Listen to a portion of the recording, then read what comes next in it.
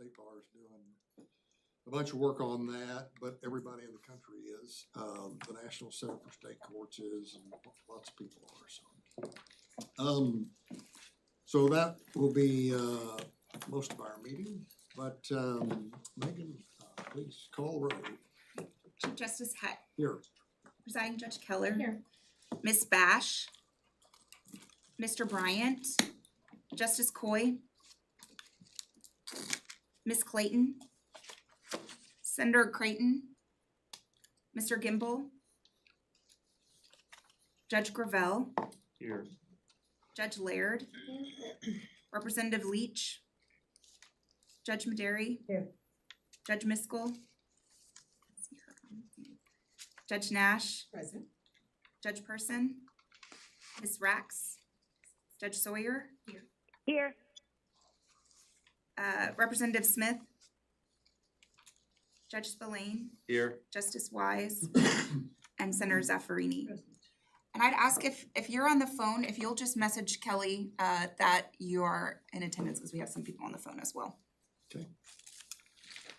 All right, you've had an opportunity to see the minutes of the last meeting, February 8th. Any objections, comments? Unless there is objection, they'll be approved by acclamation. Then we'll go to the committee reports. First is Civil Justice, Judge Miskell.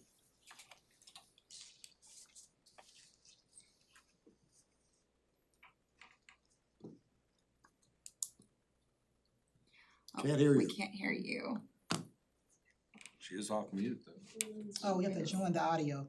Oh, I see, yeah. Look, I do know that part. It's more than I know. I think you have to join audio, Judge You Miskell. said that. No, we do. Like, it's right here. Oh, we have it. There we go. Join, yeah. Online. There we Yeah, go. we got it. Okay, I think the conference room audio wasn't connected to audio. Can you hear me now? Yes. Yep. Okay, good. Okay, Civil Justice Committee, we had 7 charges. We met on April 1st and we got presentations on 3 of our charges. First, we got a presentation on the implementation of the business court. You would not believe how complex the logistics are that OCA is dealing with, so I have a lot of sympathy and compassion for OCA, but it sounds like it will be very interesting to see those courts up and running in September. Megan, was there anything specifically you wanted me to give an update regarding business courts? I don't think so. We're still looking at the locations around the state and talking to them. The next thing, we got an update on AI, which we've already heard a little bit about in this meeting. Casey Kennedy gave us a presentation on AI. One of the topics Civil Justice Committee was discussing was whether or not we need to refer any, rulemaking or have any policies or anything. And as a group, we all felt that was a bit premature at this time. As Chief Justice Hecht mentioned, there are several groups studying this in detail, the State Bar, the National Center. And we think the appropriate stage right now is to get a lot more familiar with AI technology before we jump in to try to make any rules or policies about it. And so one of the things we talked about, and did I see Mark Atkinson there from Texas Center for the Judiciary? Yes, ma'am. I thought I saw him on the screen. Okay, so I remember like 10 years ago when judges were not that familiar with social media, the Texas Center for the Judiciary did a great job getting hands-on training at judicial education sessions. And so we felt that this would be a similar opportunity to offer judges some hands-on training so that they're not just operating on, horror stories gone viral, but actually have some firsthand knowledge. So I'm sure we'll discuss AI. You remember how you I'm sorry? how you told all to get on the internet? That's right. And now we can tell them to all get on ChatGPT. But I do think having hands-on experience would be useful before trying to regulate.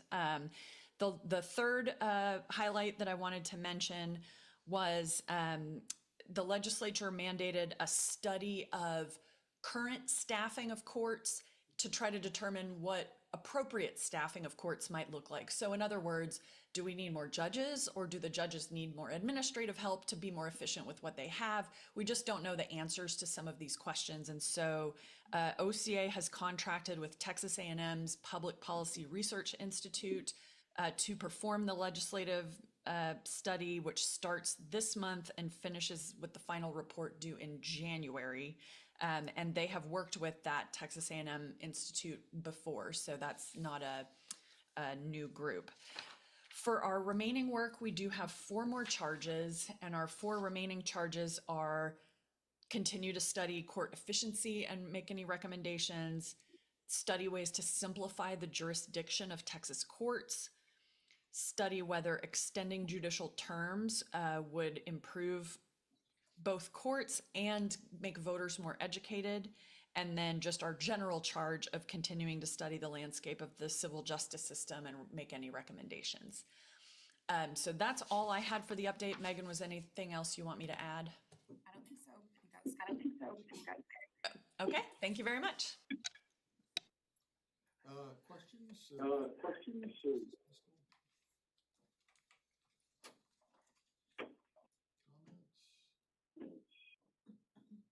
Comments? Well, thank you very much.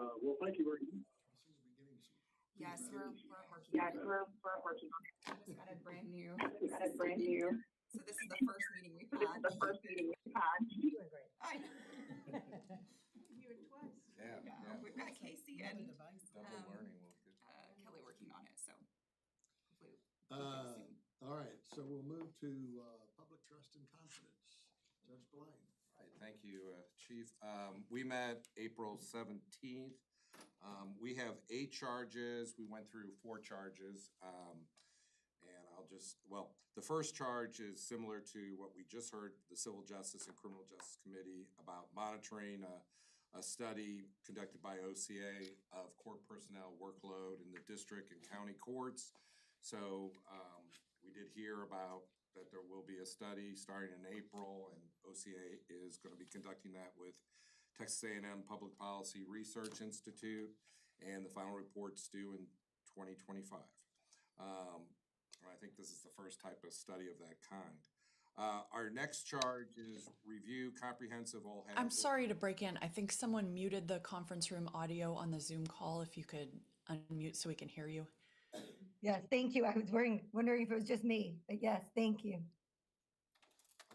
All right. Our next charge is, and all I just repeated was what you said, Emily, about the study.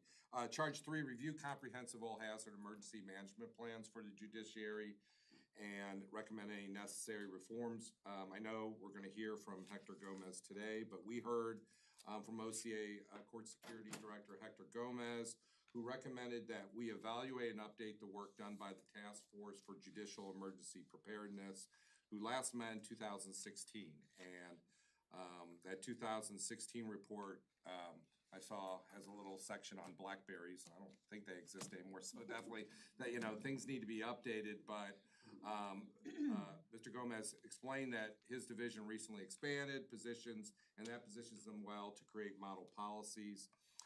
We recommend that, and it was recommended by Director Gomez, that the court security committees created by SB 42, the Judge Julie Kucurik Act, authored by Senator Zaffarini, be given responsibility for monitoring the preparedness of local judiciaries.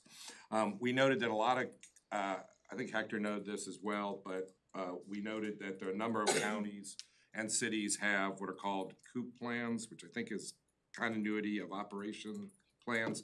But individual courts don't necessarily have that, and Hector would like to see courts on their own because we can't predict everything, but we're also bound by certain laws and other things that cities and counties are not. So the next charge was study judicial profession shortages and recommend methods to increase recruitment and necessary reforms. We heard an update from the Director of Enterprise Planning and Regulatory Services about Judicial Branch Certification Commission, which monitors professions, including specifically court reporters and interpreters. We learned that there's a 22% in court reporters over the last several years. So the recommendations we agreed with what we heard and what the committee agreed is that for court reporters, the OCA remote court interpreters pilot program should be supported. I think we're doing one with the business court, but we do recommend that pilot program, except it's called the NCRA, which is the Association for Court Reporters and Captioners. They have certain certifications for court reporters, and we recommend accepting their certification and the registration of digital reporters, which I know does not always go well with court reporters. But anyway, on court interpreters, increasing the OCA remote interpreter team staffing. An important thing, the exam is often a big complaint, and a lot of the people who were grandfathered into and didn't have to take the exam are no longer doing court interpreting. Increased training and screening of prospective interpreters to improve the success rate. And finally, expand access to network of contract interpreters who pre-publish their rates for courts who need interpreters for temporary duty. The final charge we heard from Michael Smith, who we're gonna hear today as well, about studying ways to expand, improve, and strengthen the centers of excellence. Smith gave a quick overall, history of the program. He told us about the 7 or 8 recognized courts, the evaluation process in prospective courts. OCA's been working on a video featuring Judge Maderi and Judge Villarreal's court to promote the program. I think it was shown Tuesday at the, what was it, the Center of Judiciary? Yeah. And promote the program, which will be shown actually to all of us today. We did discuss legislation to allow compensation to courts who participate in the program. There was also a discussion how it could be applied to appellate courts, and also a discussion, the standards for a municipal or JP court, a district court, an appellate court, there are different standards, different people working at the actual courts. And so trying to get some metrics available would be useful even to those courts that don't necessarily apply. And right now, we're going to play the video of Judge Maderi and Judge Villarreal. My name is Missy Maderi. I'm a district judge here in Nueces County. I'm the 347th District Court Judge. We are a general jurisdiction court, so we handle family law, civil cases, and felony criminal cases. And so we were designated a Center of Excellence in 2019. So it's been about 5 years now for us. I think a Center of Excellence, I've always been very proud that the 347th is a Center of Excellence, because I truly think that the courts, and I know all of the courts feel this way, that we want to be the best that we can be for our community, for our constituents, for the individuals that come before our court or that are witnesses in our court. And so if we can become a center of excellence by improving things that, some of us, when I started it, I didn't even know some of these things needed to be improved. So I was very, very excited to work with the Office of Court Administration. And there's such small things a lot of times that need to be fixed, but you don't realize them until you start really looking at them. And so, making sure all of our forms were, in Spanish and in English, to make sure that we had training for the court staff in regards to canons of ethics, to make sure that, we had the courtrooms were transparent. They're not difficult fixes, but they make a world of difference to the community that you serve. I'm Victor Villarreal, Judge of Webb County Court of Law 2. The court has jurisdiction over juvenile cases, criminal misdemeanors, probate, guardianship, family matters, and the court also has the county's only DWI court specialty program and juvenile rehabilitation specialty court program as well. Once we found out about the Judicial Centers of Excellence program, we started asking more information and receiving more information. So the program forces all of us, it forced all of us at Webb County Court at Law 2 to look inwards and to see what we can improve. There were 4 areas that we were measured on. It was court operations, governance, court administration, and management. And of these, there were several that we had a lot of work to do. For example, on our court and case management, we had to focus on reports and audits to inform what policies we should implement. So it was not an overnight process. It took months to get to where we should be. But the challenge was very exciting. And we have come out of this process now wanting to do more and always being light on our feet, always being flexible, always asking, what else can we do to improve? It didn't happen overnight. When we started this process to become a center of excellence, we learned a lot about our court. We learned that we could do some things better. We also learned that we did some things great. And so it's one of those, it's a humbling experience, right? Because you're looking at it and saying, wow, you know, I thought I was doing a pretty good job, and there's some things that we could have changed. And so I recommend to everyone to, you know, get the assessment done, and you can figure out what areas that you are excelling at and what areas that could have a little bit of improvement. So we learned a lot about ourselves as a court. I think it was great for the entire staff to go through, and we worked together very hard to get this done, but it was worth it. So I would say that the process of being evaluated, it could be intimidating, but welcome the challenge like we do everything else. This is like a learned skill. It's something that you enjoy, you learn, and you grow from. We've come away from the process so much better for it, not only internally, but externally. We have to remember that we serve the public, and the better that we do, the better it is for justice. The more that we do to improve, to learn, to grow, it's not only the lawyers and the litigants that benefit, but it's ultimately justice. And we should all strive to do better.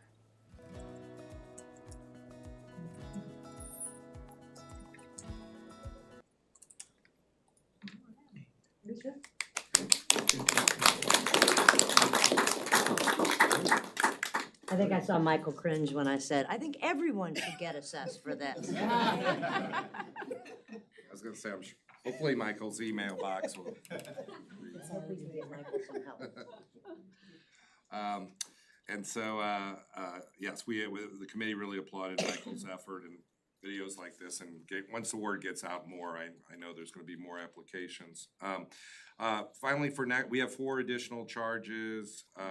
We will be meeting, one is to revisit the Texas Judiciary and Civics Education Center that we'd like. It's a wish to have it built on the first floor between the Supreme Court and the Price Daniel Building. One of our charges has to do with access and looking at court websites, maybe one area. And then finally, one of the charges has to do with the Commission on Judicial Conduct, and so we'll look at that as well. And that's my report. Questions? Yes. One point, I brought this up before and I don't think we've resolved it. Regarding court security, there is still a clash between sheriffs and some of the judges as to who is responsible for the court security program. And I've heard of this in several counties already, and I don't think we ever designated who's responsible for it. That's something I know Hector's gonna give like a brief update, and he's been on the ground in all these counties, so we have heard that complaint as well. It always helps to clarify. We saw that with bail too, because it wasn't set in statute who is supposed to do what, and it causes a lot of confusion and finger pointing in the jurisdiction, so that may be something, or should be something that we should look at. Sorry, I didn't bring it up. Oh, no. It would be interesting to know how many, because there are supposed to be court security committees in each plan. I don't know how often they meet, or, because that's the way to get, the ball rolling. But I'll leave to Hector too to answer all those questions too. That's it. Any other questions? Chief, I have a question, Yes. if I may. In regards to the Centers of Excellence, I do look at Michael, and I know he is gonna be overwhelmed, because after that video played, I had probably 10, 15, 20 people stop me and talk to me about it. How do we get it done? Who do we call? So That was only half of the judges. In May, we have the second half of for our regional meetings, and that's gonna be played there as well. And so I don't know if we have to anticipate, future-wise, because I know, Michael, how many do you have in line right now? 12, 10? 14 now? 14. So that's great, right? Because we want them to become centers of excellence, but it's gonna become an overwhelming thing. I mean, I know I have 2 judges from my jurisdiction that have come in and they're so overwhelmed that they're trying to get their first initial assessment done. And that's not Michael's fault. I'm not being critical in any way. I'm just saying it's overwhelming. So I don't know if we're all of a sudden, it's kind of like opening up Walmart and saying we got a blue light special, right? I mean, you're gonna have people coming in, you need cashiers. So if there's any way that we can help Michael out that way, I think that would be an excellent idea.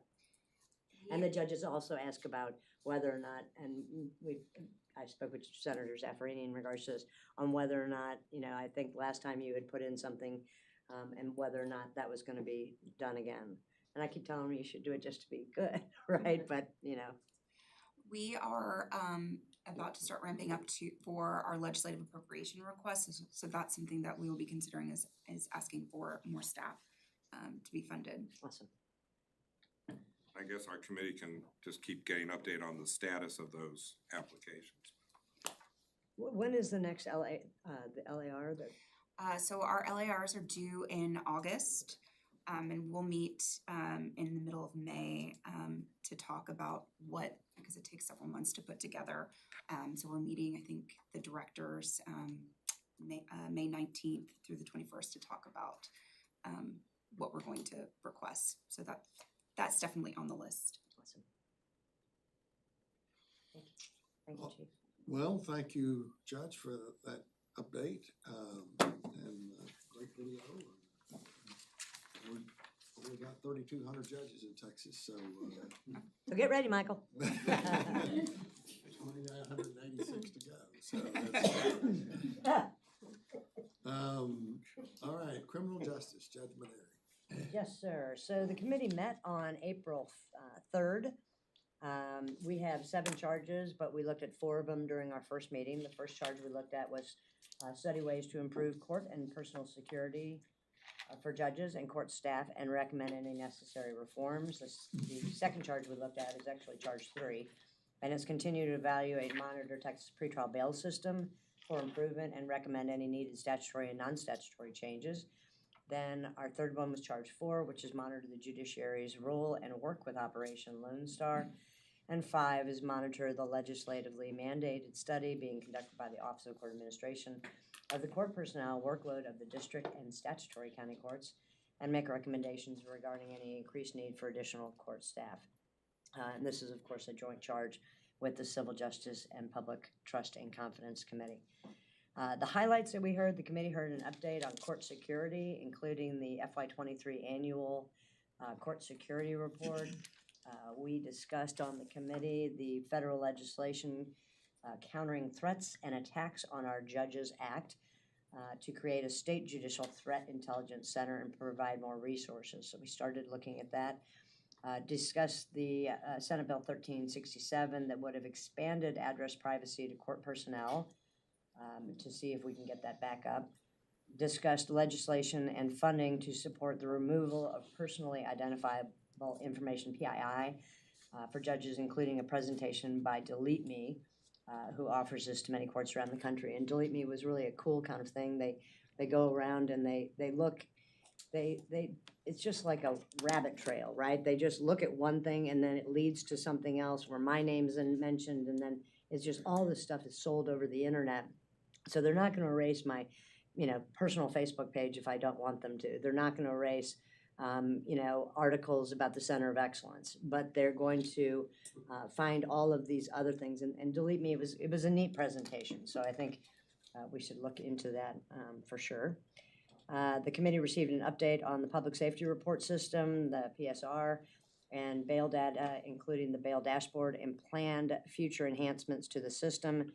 The committee discussed bail reform proposals that continue to be the focus of legislative and public interest, including preventative detention, notification to prosecutors of felony defendants' rearrests, reporting on bail diversions, bail violations and revocations, evaluating Code of Criminal Procedure 1715-1, which is a release because of a delay timely for nonviolent and violent felony crimes.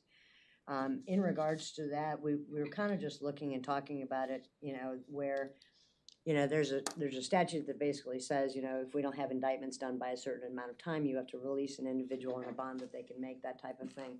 And our committee kind of started looking at it and said, maybe there's a fixable situation. And I don't know if it's to lower it on one side or increase it on the other. But I think I always use my mom as the reasonably prudent person because she's 88. And so I always kind of run things by her. And I was talking to her about this. And I said, if Justice Young gets arrested for a possession of cocaine case, right? And sorry about that, Justice Young, right? Maybe I should fix my mother, right? Okay, my mother gets arrested, right? So she sits in jail because she can't make bond. And then after a certain amount of time, if they have not indicted her, we have to release her, right? And so you have these individuals that really are not hurting anybody but themselves, right, on a POCS case, on a possession of controlled substance case. And then you have right next to them in the next cell, you have an individual with an aggravated sexual assault of a child or a homicide or an aggravated robbery, and those individuals are on the same timeline. And so you've got somebody who is a nonviolent, obviously you look at the report on the PSR, and you have somebody who is a possession of controlled substance sitting in jail at the same amount as this individual. And so we were kind of looking at trying to maybe think about a way to differentiate those individuals and say, hey, maybe, the DA's office, they're trying to get these individuals indicted or at least present to the grand jury. Maybe we increase the 90 days over here, so it's not the same as the 90 days on a possession of controlled substance. That was just something that we were throwing around in the committee. It's a much bigger deal than I'm making it out to be because it's obviously legislative. So that was one thing that we did discuss. The committee received an update on the judiciary's involvement in Operation Lone Star. Judiciary is visiting judges conducting magistration at the border, as we all know, who have now magistrated more than 14,500 people. OC has had OLS manager working with counties involved in OLS, Operation Lone Star. The manager is meeting with both county and district courts because of the significant increase in smuggling of persons cases. The committee received an update on a study that OCA will be conducting with Texas A&M, their Public Policy Research Institute. The studies of court personnel in the state of Texas to determine appropriate staffing needs of the state's courts and the clerk's office. The study will begin in April, or has begun in April 2024, with a final report due in January of 2025. The next steps, we have 3 more charges that we are going to start looking at next. I don't remember when our next meeting is. It's not scheduled yet, but they'll be scheduled in sometime in May or June. Okay, so that is my report, Chief. Thank you. Yeah. Questions for Judge Madej?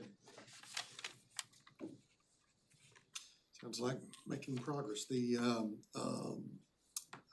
Conference of Chief Justices and the State Court Administrators are working on a revision of the bail fines and fees principles that we put out in 2017.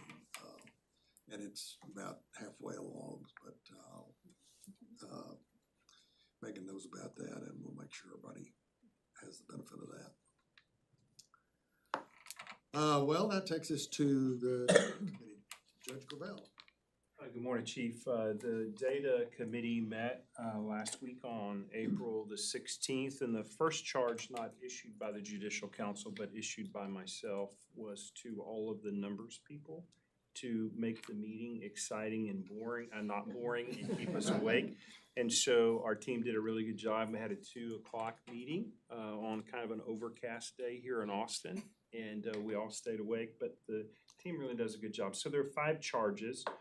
Charge number 1 that we looked at was continuing to work on the guidelines and the revisions of the court activity report requirements to collect case level data, statistical data. And as all of you know, we're very close to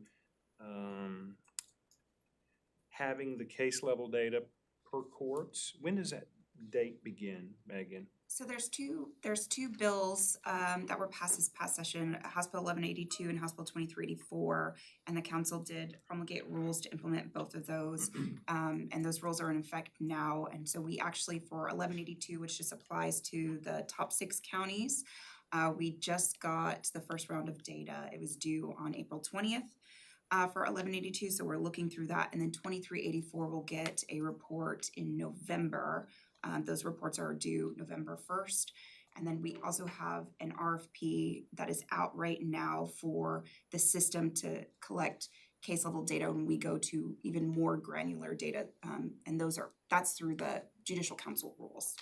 So Yeah. we're making progress on all 3 of those. Yeah, and just for the benefit of the Judicial Council, we've received a lot of feedback from the judiciary about these granular questions that are being asked, and it's creating an opportunity for a lot of good conversations, right, Senator? And it's accountability. So charge number 2 that the committee looked at was the study or the use of artificial intelligence in the Texas courts across the board for management procedures, along with Emily's committee as well.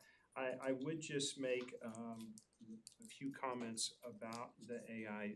First of all, we've heard of a really positive use of AI and AI bots, and we're going to hear that update today from, I think it's Tarrant County, that is using that effectively. And Chief, I wanted to be a positive prognosticator here today for the Judicial Council. I think there will be a day before we all retire that AI bots will do the research for case level data and then automatically auto-populate that into the state reporting system. And one person will review it in 5 minutes and it will be submitted. So there are good uses of AI bots that are out there technologically, and we're going to hear that. There are also some nefarious uses as well. Missy, I heard what you said about Evan earlier. And I can see how AI is going to pick up those comments, and before the day's over, there will be a generated video of him in a jumpsuit. So, And she'll be chained with my mom. yes. So there's good and bad uses, but I do think to what Emily said earlier, we should be slow to roll what we do as a council and see where the direction comes nationally and see the consequences, good and bad, from AI. But I do think we have to be on top of that and seize the opportunity where we can, but also be concerned where it's appropriate. The 5th charge, we studied the ways to strengthen communication plans, covering the importance of judicial data collection and the positive impact in data transparency and the judicial and the policies of the judiciary in relation to data and information. And I just want to remind the Judicial Council, collecting data is not a negative thing. In fact, in my experience on the Judicial Council, the more data we can collect for our policymakers, the more we empower them to make brilliant decisions. And often when they don't make the decisions that we desire, it's because we haven't been able to provide the data they need. So just remember, data is not a bad thing, it's healthy and it's important. We also received a report from Angela on the preliminary data numbers and trends from FY23, and there are some alarming trends that she brought up that we see coming. And also Alejandra reminded us of HB 1182, HB 2384, and then SB 380. So I remembered all of those and gave us updates on that. I would like the committee to know there was a lengthy discussion about the 23 data. It's not complete data, and the data is not complete because 2 particular counties have not submitted their data as of our last meeting. One is Dallas County and the other is Tarrant County. And I asked the hard question of why. And the good news, at least for me, I've had a conversation with, and thank you, John, for setting it up, but I had a conversation with the county clerk in Dallas County, and he shared with me that they had submitted their data as of last week, and please give him credit for that. So I give him credit for that. But to the district clerk and the district and county clerk in Tarrant County, there have been software conversions. And I respect that, but I do want to say this as a member of the Judicial Council. We have 3,200 courts in Texas, and everyone's accountable. and we have to turn the data in. It makes us all better. Every other county, all other courts are living up to that standard, and we should live up to that standard as well too. Chief, we're going to review that at our next meeting to see who's compliant and who's not compliant. And depending on the will of the committee, there may be sanctions that are recommended from the data committee to help everyone draw into compliance. My hope is by that meeting that we're gonna have compliance from everyone. And I will say, Judge Gravel, that as far as Tarrant, they have started. So Yes. both Dallas and Tarrant have gone through pretty difficult data and software conversions, moving to new case management systems. And when they have submitted the reports, it just shows errors Yeah. in our system. And so Tarrant County has submitted a couple of months of reports from 2023. So I think that they're slowly but surely getting there as well. And it is not like it's the smallest counties in Texas that are not complying. They're large counties. And for example, the county clerk in Dallas County said their first submittal, they had 7,000 errors. And it's my understanding that they have to go through and individually They correct do. all of those. So it will take some time. But again, everybody else is compliant with the rules, and we need to make sure that we're all playing by the same rules. Chief, there were reports that were presented.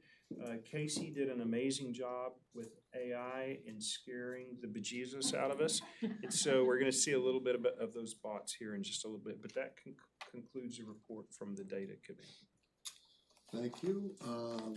Questions, comments? Yes. You know I have to say something. Go 'cause I'm from ahead. town. So I just want to make sure that before Bill puts the hammer on us, that Dallas County Commissioners are having meetings constantly about it. In our case management system, they, have Tyler there, and they are really trying to do that. And Megan is right, they're having to go in individually. So no excuses, but it is really a task, and we are really trying to make sure that all that is taken care of. So just wanted you to know we're not sitting on our hands. And remind me, is the court part of it, the district, county courts, the JP, is everybody? Yeah, so JP's and our county clerk and our district clerk were all in a meeting yesterday. And so what's happening is they're trying to do an update now with Tyler. And so supposedly they're having an answer today, but commissioners are really pressing hard because, they want to get a system that works. And unfortunately, we're having to really have 7 days a week. I know the Felicia Petrie, who's our district clerk, is having all hands on deck. It is just a lot. So they are trying to get through it. Even if the system is not providing it, they're trying to manually take care of it, so. And in Tarrant County, it's just district and county criminal data.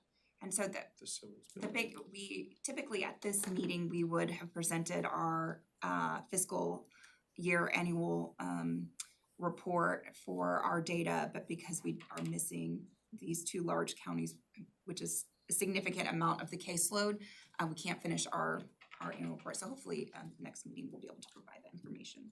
Yeah, Chief, I would hope, and if it's not out of line, Megan, when we do get the data in from those two counties, I think there's some pieces of it that were alarming that we heard about.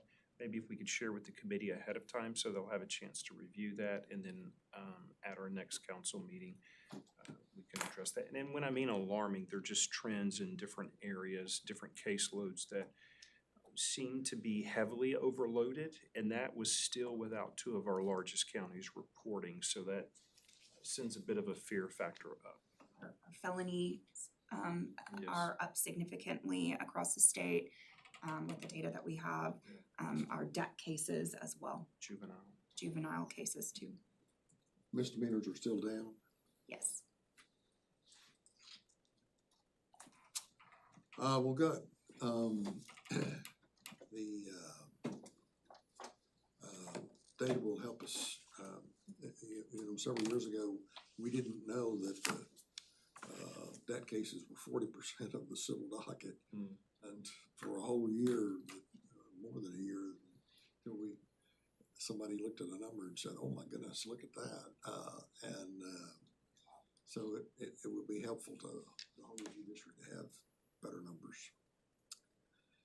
Well, good. That takes us to the Texas Indigent Defense Commission. Scott Ehlers.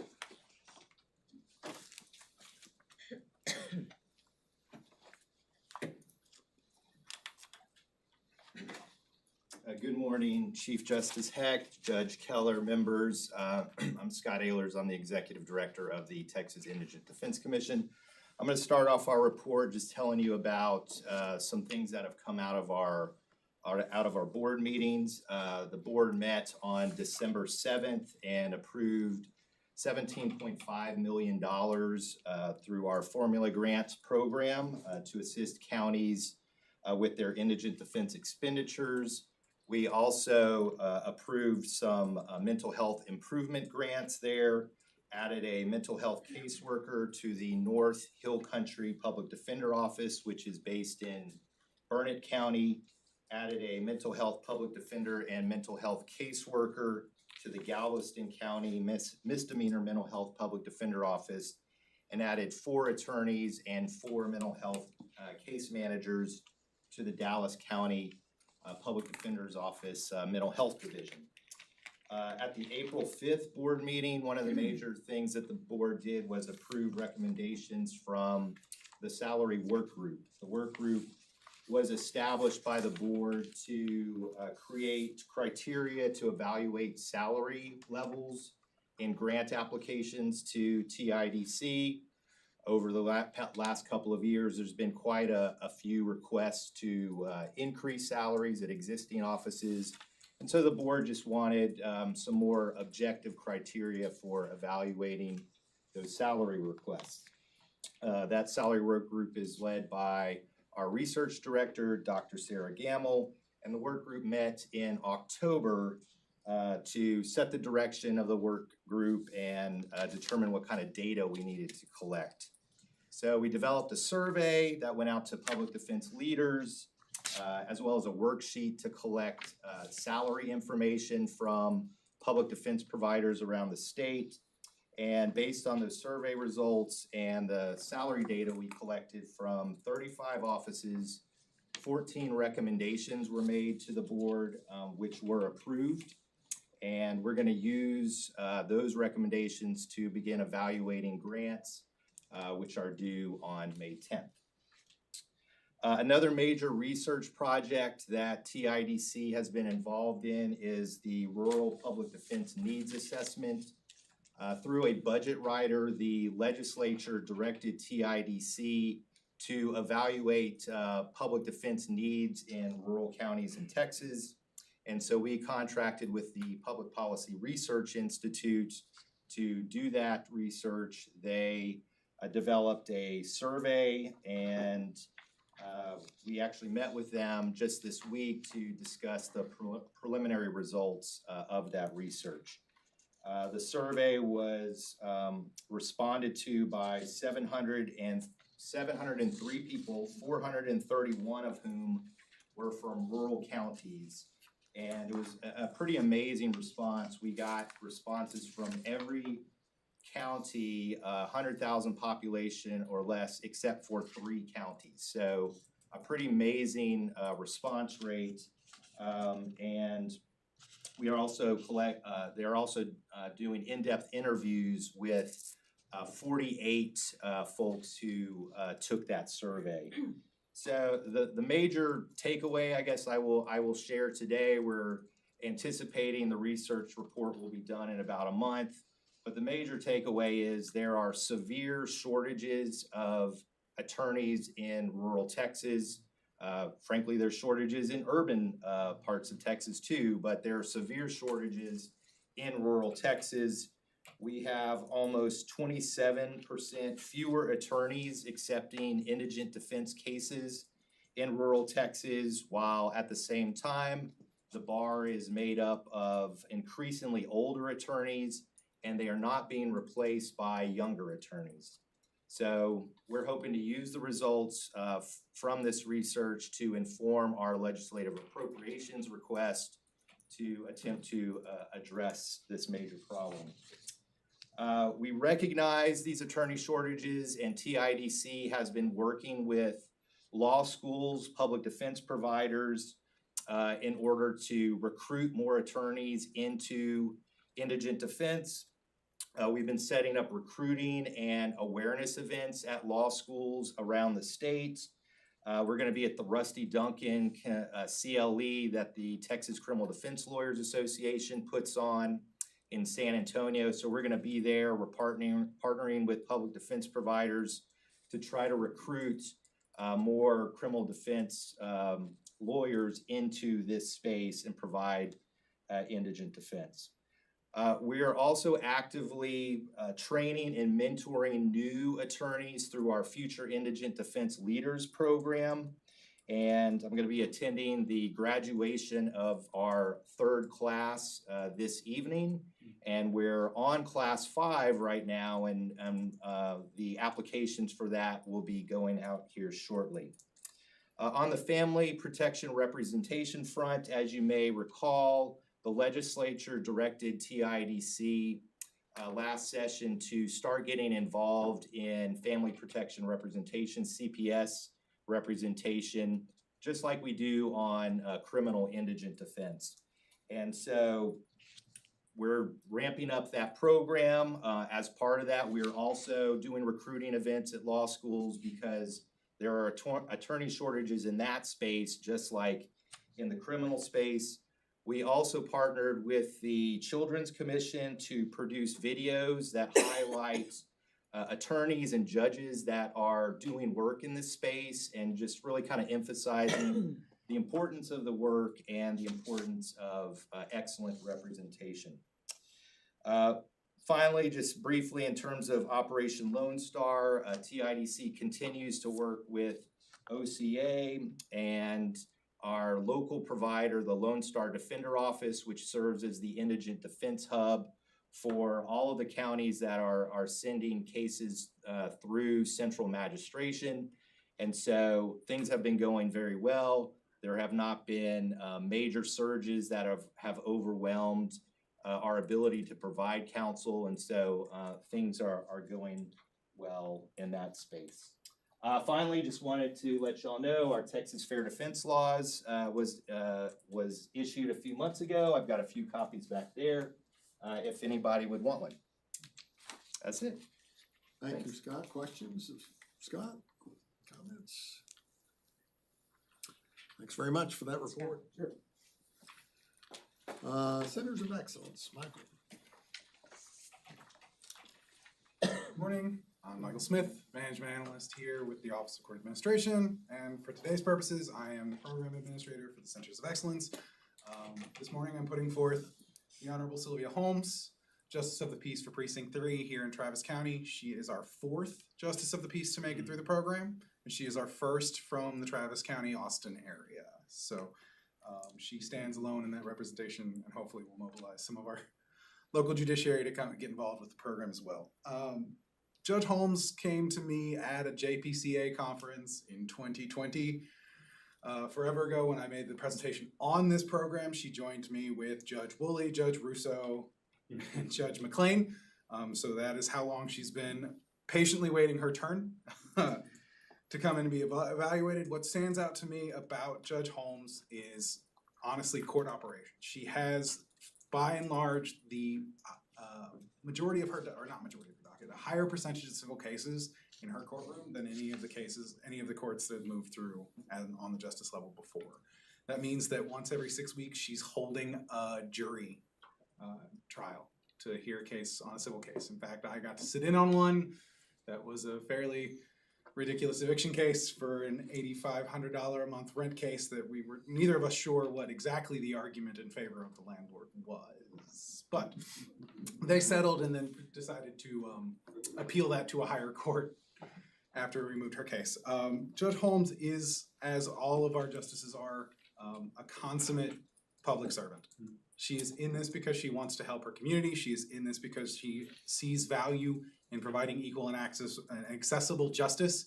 And with that heavy civil docket, she is balancing the priorities of having to move that doesn't absolve her from having to move misdemeanors and criminal cases through. So she is having to balance the need to coordinate and manage jury and bench trials. How many did you say you had last year? 1,000? We did 1,047 bench trials. We did 20 jury trials just on the civil side. Right. And we had 15,000 traffic citations.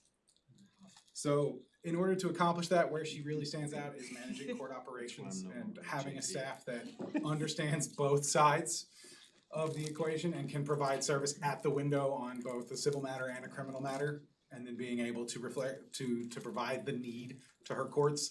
She also runs what we would term a court in the classroom program. It is not Senator Zaffarini's program, but she does have a magnet program at Lively Middle School, and then I forget the name, what's the high school that you partner McNeil with? High School, and we just did a presentation, we've got Aikens and Bowie are also interested in beginning to do field trips to learn about the justice system, about our constables, law enforcement, and then we do a small mock trial with them and really engage. We also are a little bit of a career presentation, you know, what are fields of besides learned judges, a court clerk, and some opportunities that you can get involved in the legal system that are honorable and wonderful.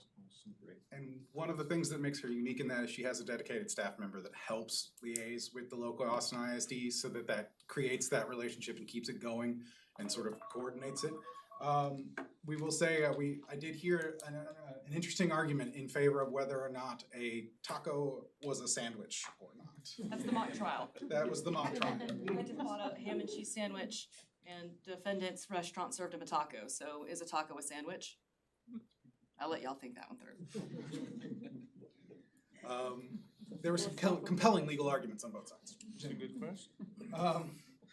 So I think Judge Holmes stands alongside her peers as a valuable asset to the judiciary, particularly here in Travis County, and I put her forth to the TJC for nomination and recommendation as a Center of Excellence. Thanks for your work on it, Michael. And thank you, Judge, for wanting to be in the program and being such an outstanding example of what we want judges to be in Texas. We have about 800 justices of the peace, I think, 802, something like that.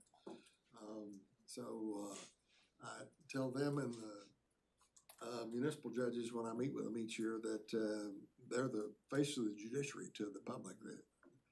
Nobody knows who's on the Supreme Court. Court of Criminal Appeals, if you get that far, you're in trouble. So, but here's where it all happens, and we're just so grateful for your work on that. You have staff here? I do. I'm very proud. I can. This is Becky Garza. She's my court administrator. So number one, right? If I'm not there, she handles everything. My two criminal and trial leads, Sally Nichols and Brianna Waugh, and then our court manager, Nancy Clark. I could not do it without the 21 members that I have, and these four ladies help keep everything running smoothly, consistently. For as you pointed out, we're very, very large. Our precinct is 330,000 people. We're larger than 220 counties in Texas. And yeah, so it requires a lot of hands on deck to make sure that we can consistently provide that great service to the parties. And we do see a higher number of jury trials than my contemporaries in other courts. Like, you're doing one every 6 weeks? I'm like, yeah. And most of those are pro se. So one project that we've been working on was the Texas Bar Foundation gave us a grant in conjunction with the Austin Young Lawyers Association, working on a jury selection set of videos. And we're not gonna call it voir dire because we don't want to confuse the average pro se party. But it's about, if you've requested a jury trial and you have a right to it, of those 20, only 2 had counsel on both sides. And Michael got to observe one of those. But they stand up and they don't know what to do with that jury. These are 24 of your peers. You need to be able to ask those questions and do those selections and understand what a peremptory strike is. So I'm looking forward. We're gonna have those videos. We're gonna make them available through a variety of means, and hopefully judges will just play it, and it might re-educate some lawyers too. So, thank you. Well, that's great. And is there any objection to recognizing Judge Holmes as a Center of Excellence? Hearing none and fathoming none, then that's what we'll do. Thank you, Judge.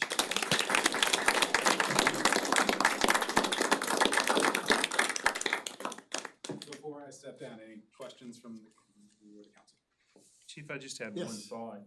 I know he's short-staffed, but we do have some judges present that have been recipients or prior recipients, and it would seem to me that since there's such excellent judges running such excellent courts, they are to step in and help him out until Senator Zaffarini can get him the money for additional staff. So I can speak to the fact that I don't have a single judge that's part of this program that doesn't reach out regularly and offer their services.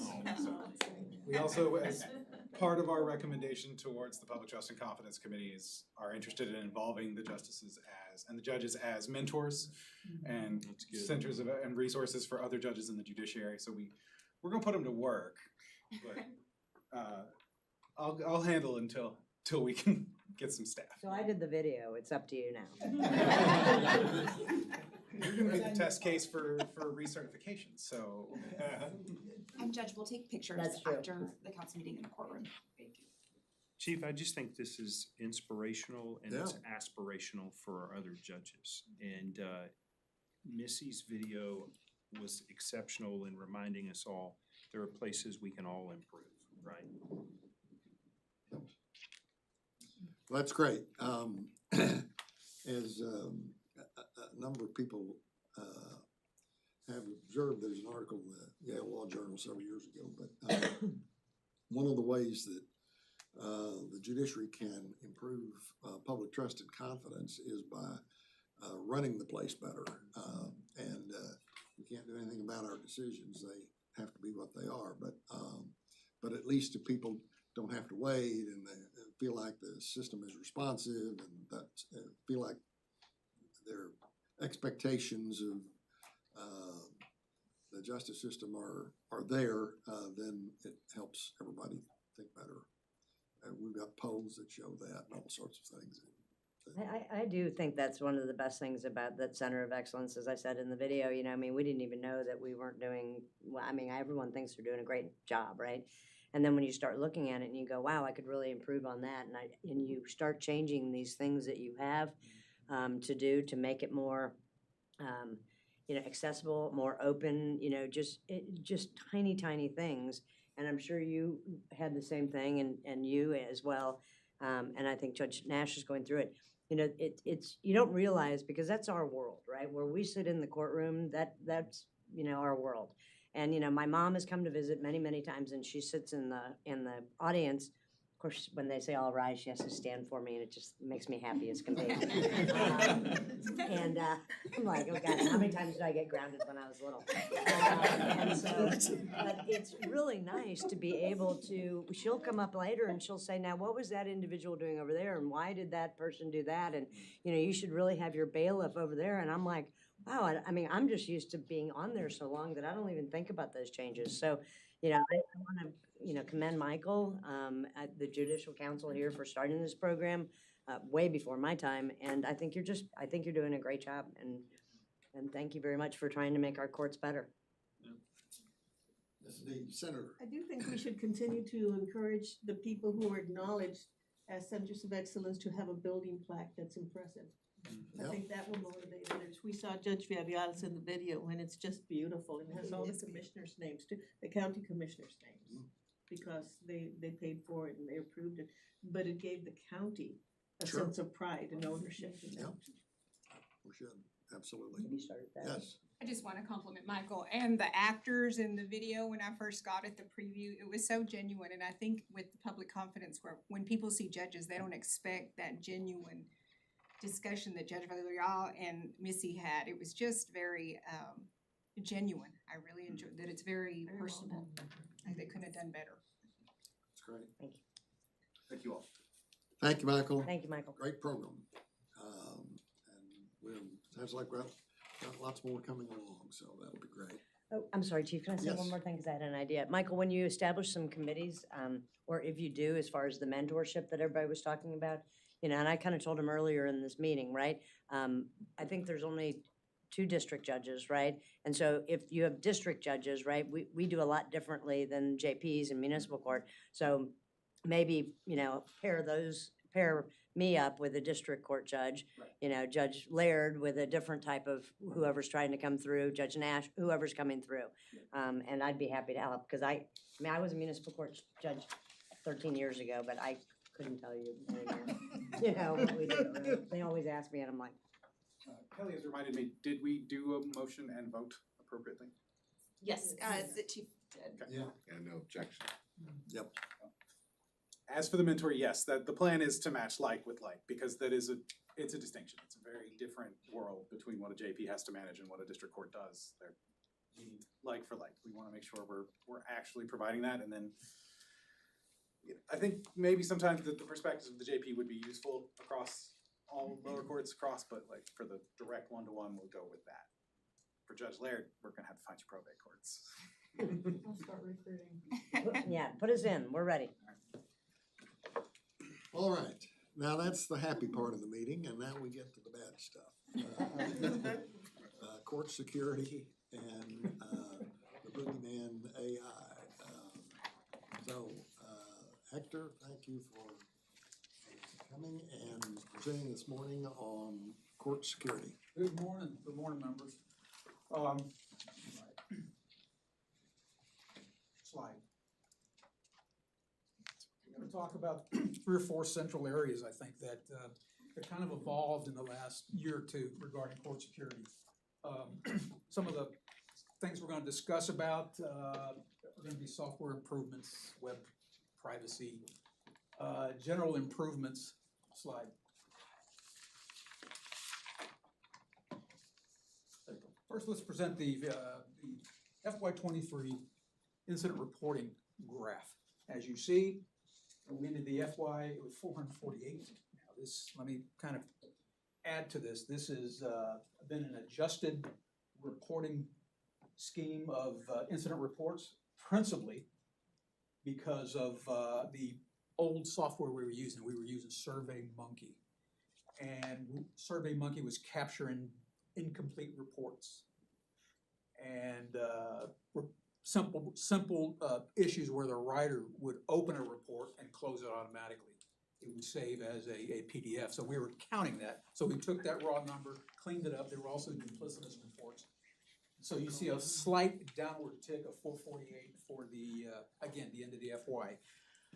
Slide. The encouraging part is OCA leadership made some capital investment in software that improved the incident reporting mechanism. And these are some of the highlights of that incident reporting program that just went online December of 2023. Significant reduction. We don't have to get involved in actually with the SurveyMonkey by collating, dispersing, looking through individual reports to see if there's any duplicitous reports or incomplete reports. So that takes all that raw data and really cleans it up. And again, Michael Smith is very much involved in this new incident reporting. So again, he's helped us out tremendously. Also, as you will see, and actually this morning, that 479 number is now 480. We get real-time incident reporting numbers daily as our emails continue to alert us to incident reporting. So that is a true number as of 5 months of this program being in existence. Now, the major reporting elements of the incident reporting mechanism is that we expanded the reporting criteria. And what I mean by that is we went a little broader in defining what an incident is, so that we just don't leave the writer, the law enforcement, the court administrator, the clerk, whoever's reporting, we don't leave them with this vague definition of an incident or what an incident is. We actually broaden that and define it a little better. The type of incident. Did it happen at the front, at the screening entrance? Did it happen in the hallway, bathroom, courtroom, parking lot? So we really push the writers to tell us what happened, and we don't let them to continue in the reporting process until they answer these questions. So again, it's much more accurate. The data is going to be more defined, and it's going to tell us exactly where these incidents are occurring and what types. So that we expand the reporting criteria, we take the guesswork out of what that definition of an incident is. That's the big takeaway, and I think that's what also attributed to 480 as of this morning. 480 court security incident reports reported to us now within 5 months of this incident reporting mechanism going live. So again, that's improved. The reporting program meets the highest standards. There's no hacking capability. It's encrypted. It's secure. So, and it resides with OCA, the actual hard data. So it's easy to archive. It's easy to collate in case there's a need for certain specific types of data from leadership or from a given county. Also, we transitioned this same software at the same time in December for judicial privacy concerns. So now the judiciary has the availability of using that same software. We didn't change any of the data fields. And it goes right to us. We're able to process that again with the highest degree of integrity and security. So we can get those redactions quicker to our partners. To date, we have 1,700 members of the judiciary who have taken advantage of having their privacy, personal and residential information redacted from the state agencies. Texas Ethics, DPS, County Registrar, and County Appraisal Districts. We deployed with laptops on site at the new College of New Judges. We achieved about, I want to say, 90+% participation from the new judges that took advantage of us being on site with laptops to be able to execute their privacy protections on site. And I say 90% because the other 10%, I would say, had already completed because they were elevated in their jurisdictional role now. They became appellate judges, so they were already in the system. So I want to say, you know, it was a very good participation rate at the new College of New Judges in terms of the judiciary taking advantage of these privacy protections. Slide.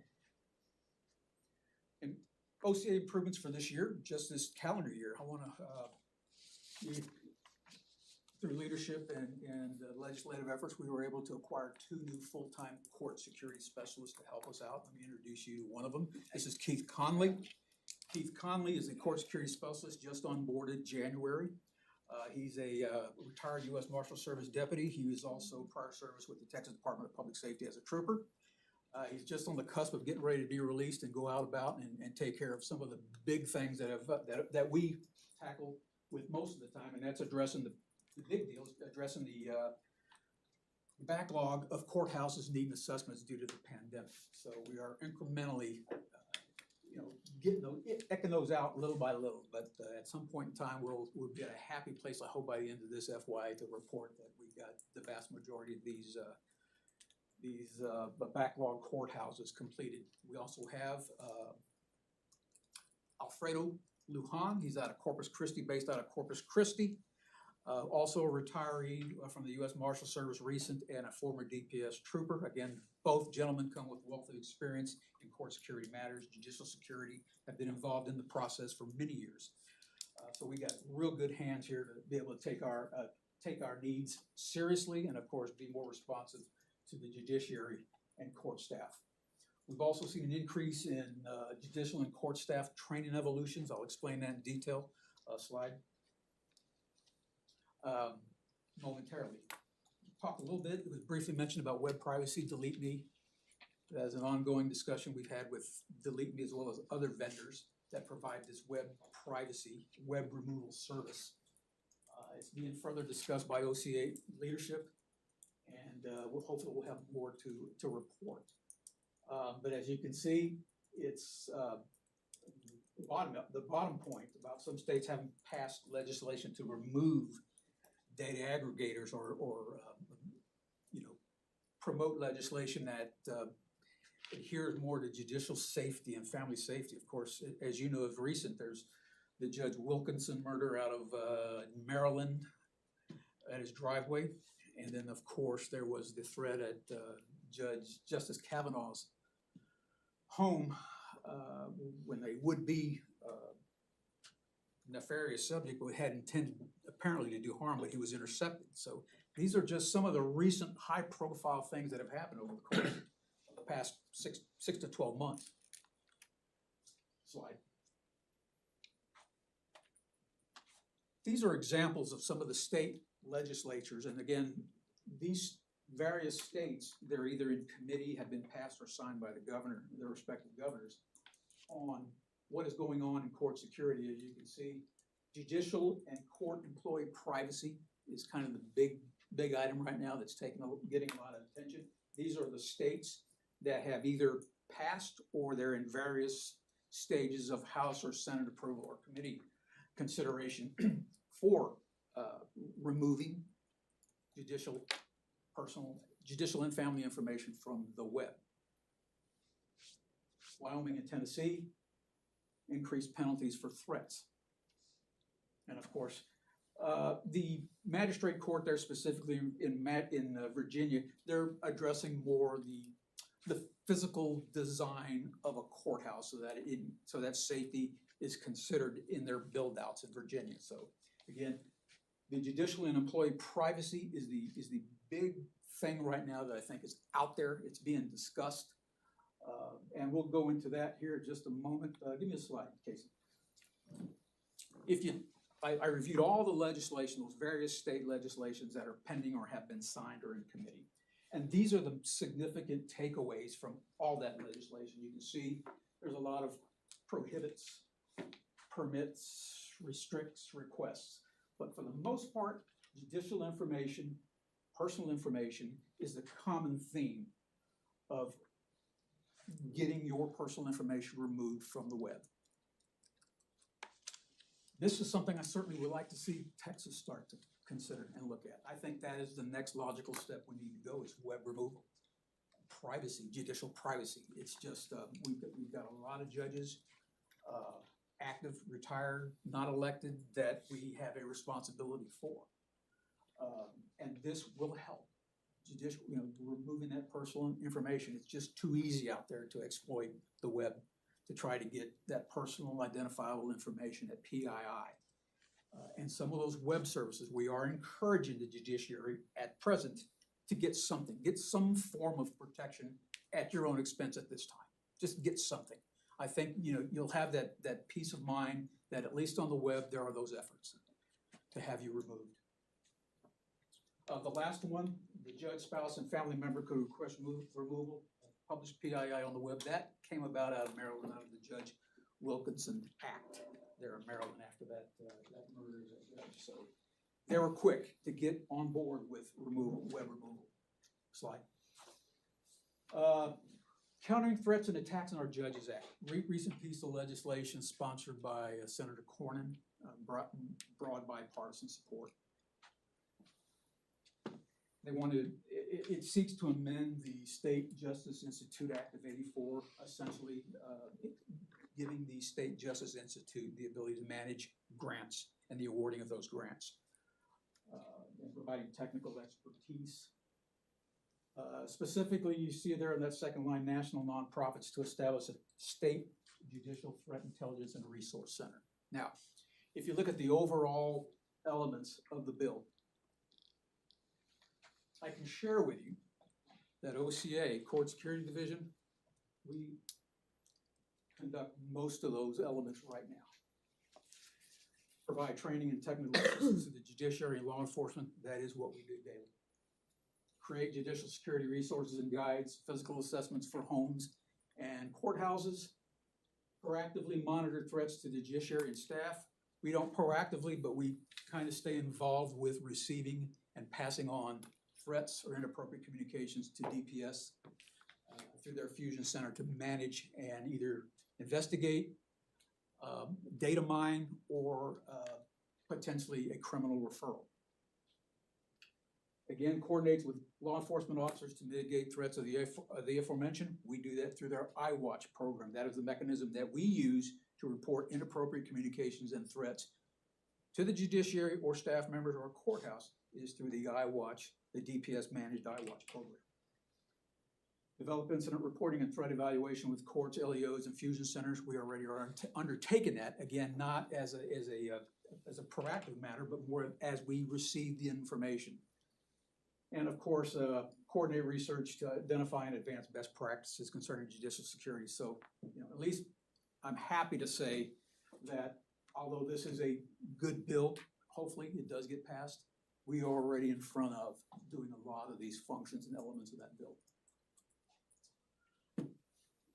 Court security training, and that was another element that was mentioned in that piece of legislation that Senator Cornyn has sponsored. We felt the need that, unfortunately, when we do presentations around the state with our partners, at our partners' request, we get an hour, hour and a half, 2 hours most of the time to put on our best effort to try to, put on a good court security program, whether it's, again, in these areas, de-escalation, violence in a courthouse, suspicious mail, again. What we do is we tailor our presentations to exactly what is likely to be encountered or happen in a courthouse. We decided this year with the, of course, Justice of Peace Evelyn McLean, Williamson County 3, came to us and suggested that we put on a full day, 8-hour court security block of training, specifically tailored for courthouses, court staff, stakeholders, and the judiciary. So this is our inaugural effort, May 22nd, next month, of a full day presentation at the Williamson County JP3 facility, where we're going to touch upon all these elements that we would like to cram in that 1-hour presentation, where we're going to have a full day. So this is our inaugural effort to see if it actually, and I believe it's going to be a well attended training session. We've done this in Dimmitt County, we've done this in Uvalde County, we've done this in Fort Bend, Wise County, and now we are going to see here locally what kind of audience we're going to get. So we're going to kind of encourage to see what kind of, again, what kind of attendance we get.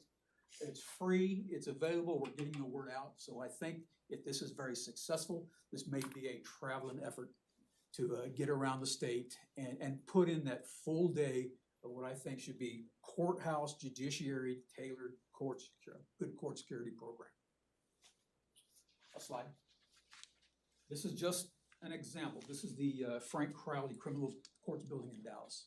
We did an assessment of Frank Crowley a couple of years ago. And this is a judge typically off the main road going into a long driveway into the back where the judges park. Slide. This is the improvement since that assessment. So this is just, kind of, we don't get to see all the backside of what we do because we're on just doing so many courthouse assessments. But I just wanted to highlight the Frank Crowley building, kind of some of the efforts they did, hopefully, to improve their facility and just add that little bit of security, the best you can do, the best one can do to help out the judiciary. I've heard they've also increased the time that door into the garage shuts. So again, there's also some internal improvements they did to that courthouse slide. Again, that's coming in. So next slide. This is the back side of the courthouse, Frank Crowley, tree line. You would know there's a train track behind it. Probably some, who knows what's in those trees. Next slide. This is kind of a capital investment by Dallas County, cutting down the brush, putting up some high fence along the backside. So again, these aren't some of the things that we traditionally see, but when we do find out about it or get word that these are some of the improvements that are being obviously constructed and conducted and invested in by the county based upon our assessments, it kind of gives us that little bit of, okay, we're doing the right thing. I really do believe we are. Next slide, I think that's it. Keith Conley, as I introduced him to you, he's going to be taking point on, with the Texas Department of Emergency Management on emergency planning. So that's his sole function in life, is to be able to make that partnership with TDEM and come up with some improvements on the emergency management preparedness as was referenced by Judge Spillane. Senator Zaffarini had a comment about sheriffs. Okay, I can address that a little bit. I know we hear a lot of that out in the field. Sheriffs have the statutory responsibility for securing the courthouse. The biggest pushback I'm getting now is that because there's been such a drain on law enforcement statewide, officers are getting out of the business. Sheriffs have to keep their jails running to be in compliance with jail standards that they've got to pull from courthouse security because that's the easy picking to put them in the jail. And then, of course, to meet the needs of calls for service around the county, they're pulling from the courthouse to meet that need out in the field. So we keep hearing we wish we could, and there are a lot of counties that sheriffs that have turned their security over from the sheriffs to constables or even third party vendors. So hopefully this may all flesh out. We may get to where we were pre-pandemic, but a lot of this is pandemic related. A lot of this is just kind of the atmosphere when law enforcement is in right now that's creating this vacuum in courthouses, but it's very common. Senator? The question that arises though, is it the administrative judge or the sheriff who's responsible for the courthouse security? What is the relationship between the two? And it's been quite a clash in some counties. It has. In some counties, it is, the clash is either between the sheriff and the administrative judge or the sheriff and the county judge. There's a lot of wishes and requests that go, I believe, unheeded from the pushback that I get from the sheriffs, mainly manpower and equipment at a courthouse. And that's all that has to go through the commissioner's court, and it just doesn't get any traction at that level. But is that something we should clarify? Yes, ma'am. I said it. I think we should seriously give it a fresh look. Seems to me it should be the county judge. We need to improve that area. I really do. I think we need to take some of that, whatever's gray, that gray matter that's in there, and kind of define exactly roles and functions and definitions and who is going to do what. Is that something we would address, Chief? Yes, we can. I think we would just need to change that specific provision in statute to make it more clear. Will we get a pushback from the Sheriff's Association? I'm getting head nods from people from town. I mean, That's why we have hearings. Yes, you're gonna. I mean, we can even offer an ad hoc committee just to discuss this very narrow subject matter and see where it goes. Put it. But yeah, we should clear that up. Seems to me we need all of them, but somebody needs to be in charge. Yep. And if the county commissioners are going to appropriate the money. Maybe that's the better thing, because, you know, Hector, yeah, they came down and did Nueces County when they first started and stuff, and, I mean, our courthouse, we need a new courthouse, right? And so no one wants to spend any money on it, but, you know, it's really, I remember when Hector came down and he just was like, fires burning everywhere in Nueces County. You know, we walk into, now we at least have a judge's garage, right? But it's kind of open, so I'm in the second spot in, so I'm sniper, you know, ability right there. But when we go in then, I used to handle the domestic violence caseload, and I remember walking up with one of the officers, and once we come in from outside, we come right in, go through everyone else has gone through security, and we go through. But I remember one of the police officers got on the elevator with me, and I know my domestic violence caseload very well, or I did, because I don't do it anymore, but I remember looking in the elevator with the police officer, and there was like 9 of the people that were just about to come in to my courtroom, and I'm thinking to myself, because I've already gotten the reports, that one's not in compliance, that one's not in compliance, that one's probably going to jail today, you know, and then the officer got off on the second floor, and I was just like, oh, I'm gonna go with you, you know, and I just got off the floor and then just waited for another elevator and then did that, you know, but, you know, the hard thing is the commissioner's court, you know, they're like, we need a judge's elevator, we need this security, we need that, you know. Luckily, sometimes our bailiffs walk us up and stuff, but, you know, and then the whole first floor is, you know, the not driver's license, but, you know, appraisal district and, you know, open to the actual, you know, public. But when we looked at it and we got the report from Hector, you know, he was like, you know, we need a cajillion fixes, and the commissioner's court was just like, not gonna have any of it. And so, you know, I wouldn't even have Hector down unless you have a relationship with your commissioner's court that was gonna do it. Plus, they don't wanna burn it, right? Because we need a new courthouse. But that's the difficult thing about this is, you know, it was nice to have, you know, an assessment done, and there was nothing that was gonna be done with the assessment, so just FYI. And Chief, I just wanted to say Hector did the same day did our courthouse, which is pretty new, very new, a couple of years old, the South Dallas Government Center, where a couple of judges in the tax office. And Dallas County has opted to have the Dallas County Marshals to do the building security, but we use our constable and our sheriff for the courts. And so, again, I appreciate the assessment because it, you know, kind of goes a long way when you can have someone else take another look at it. Mm-hmm.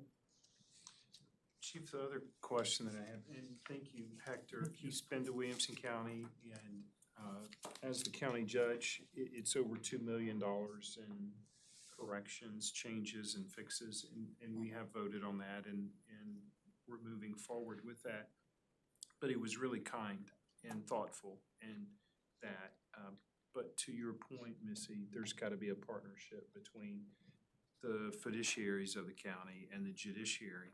The other question that I had, Chief, our judges brought it to my attention, and I'm curious to hear Hector's feedback on it, but at the federal level, federal judges are protected through some, whether it's Delete Me or whatever software platform they're using, and that's paid for federally. We're looking at whatever the best recommended software is to protect our judges and pay for that out of our county budget, but it's not inexpensive. And I'm not certain that that shouldn't be something that we consider legislatively mandating. And I know it would be perhaps an unfunded mandate from the state, but if it protects the judiciary, and they're not necessarily assigned to any particular committee, but I think it could be a reasonable recommendation for us to consider this legislative session. We're hoping there'll be some money with the federal bill, but it's early in the process. And as Hector mentioned, it's very bipartisan. It's Senator Cornyn and Senator Whitehouse in the Senate, so that's about as bipartisan as you get. And Mike McCall and Sheila Jackson Lee, I think, are going to help with it in the House, maybe. That's a good pair. That's a good pair. Yeah.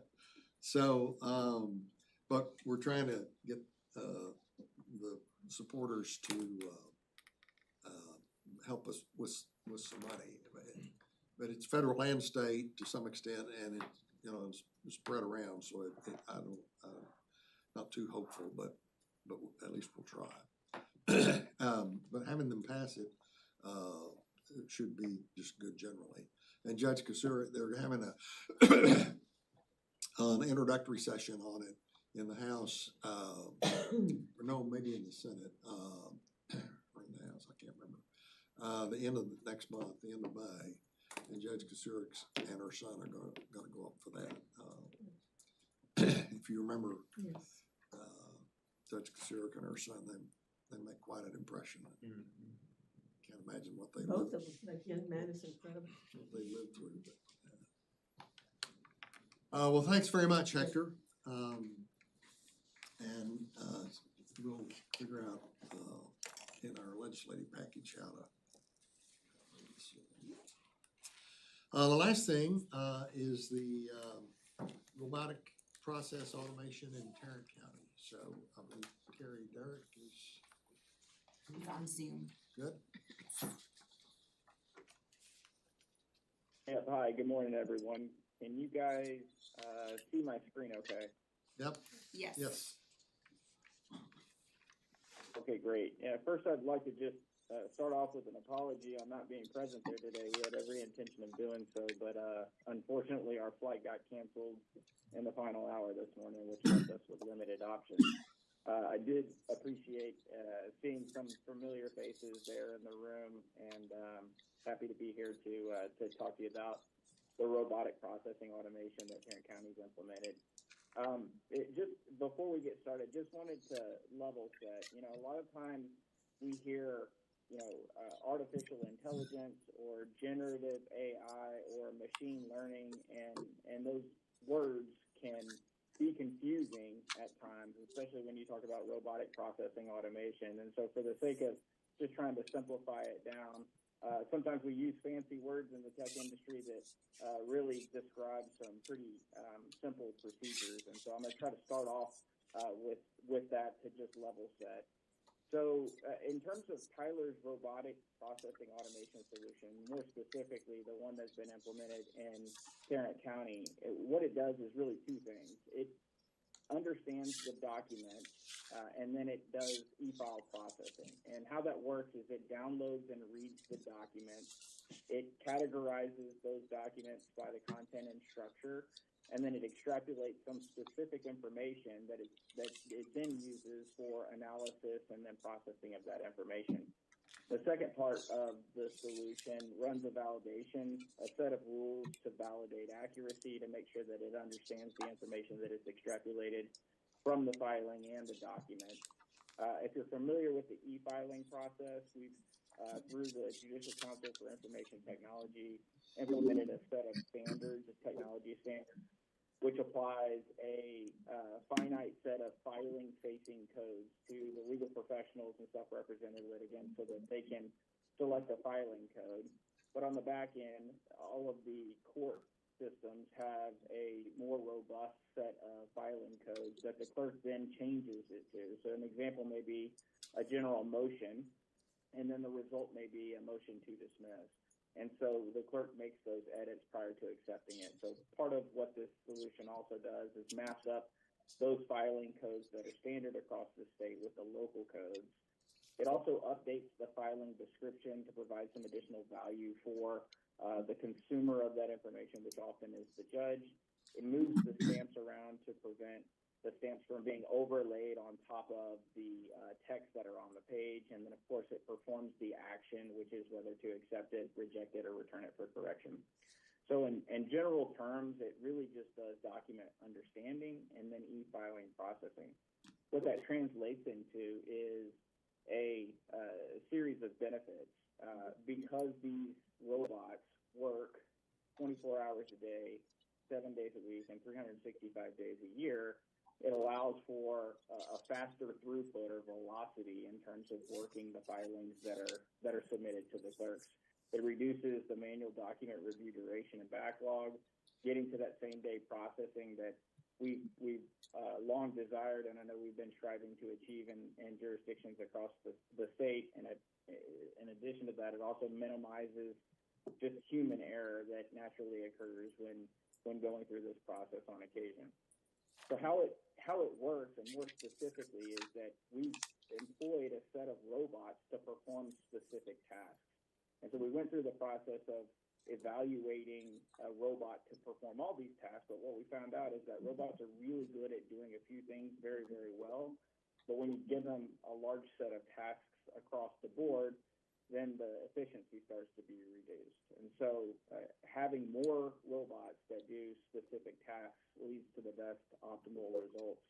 And so the first robot in this process just monitors the e-filing review queue, which is what the clerks use to work e-filings that come through, and it locks it down for automation. And why that's important is because then it prevents other clerks from working that same envelope that's been filed while the other robots are performing their tasks. The second one gathers the envelope details and downloads the document, and then it performs that optical character recognition, or the reading of the text within that document, and then the structuring and classification of that text. The third robot does a very important part, which is the analysis. It compares the data that's been submitted in the filing with the data that is extrapolated, the second robot extrapolated from the documents, to compare them and then determine what action should be taken. And the fourth robot then comes in and performs those tasks. So makes any edits to the envelope that are required, and then takes action on that envelope, which is either in the form of accepting the envelope, returning it back for correction, or rejecting it back completely. There's a fifth and optional robot that can go into the local case management system. There, it's case management system agnostic, but that robot goes in and performs subsequent tasks that the clerk may have to do in order to better prepare that envelope or that case record for judicial review in court. And so we've implemented this in Tarrant County. We've also implemented this in Palm Beach, Florida, and the results were pretty astounding. Just a comparison here, Palm Beach handles about 1.8 million electronic filings annually, and that translates into the cost savings of about 1.9 million a year. When implementing these robots, they were producing about a 5x faster resolution time in terms of processing these filings. And about 42% of the e-filings that came through were completely managed by these robots. That's not to say that the robots only did that. That is also to say that the remainder of the 58%, the robots probably took the first or second step in that process and then made it a more efficient process for the clerks to pick up thereafter. So those robots are doing the work of not only the wholesale filings that come through from soup to nuts, but also kind of better preparing the filings and getting them ready for the clerks for the downstream effects of those that they didn't fully complete themselves. In Tarrant, we saw very similar results where we saw, because we were proactively identifying errors, we were preventing clerks from wasting their time reviewing filings that had problems, that had challenges and needed to be corrected by the submitter before the clerks reviewed it. The reduction of intake was substantial as well. 48-hour intake period was about the average. It's been reduced down to a few minutes now of processing these filings. And then you may have heard the bad quality or bad data in leads to bad data out. The quality of the data that comes in can produce what's on the back end. That could be for consumption of judges or anyone online who accesses this information on an online repository like Research Texas. And so by reducing the poor data coming in on the front end before it ever reaches the system of record, you're able to improve the quality of the data there. And in Tarrant specifically, the output or the results of the implementation led to the National Achievement Award by NACO. And I had a chance to sit down with Mary Louise and just ask her a few questions about her experience. And she said that it all started in 2018 when they began to do this work and implement the software. It was accelerated by the impacts of the pandemic. And so that really kind of accelerated that implementation, put it into motion a lot sooner. But she said that it was really the committed partners and involvement and buy-in from all the stakeholders that really led to the results. And so I said, well, what were the results? And she named her bots, which I thought was kind of comical. She named them Skynet, R2D2, and Optimus Prime. But she said, they were working at such a fast pace that, we had to reconfigure some of those to only work during normal business hours and at specific times because they don't take days off. They don't take evenings off. They were working constantly, and it was outproducing the humans. And so I thought that was an interesting result. So a lot of success. What I'd like to do is just spend just a minute or two showing you the robots in action, and then maybe talk a little bit more about the results from a data metrics perspective that Tarrant was able to achieve and realize as a part of this implementation.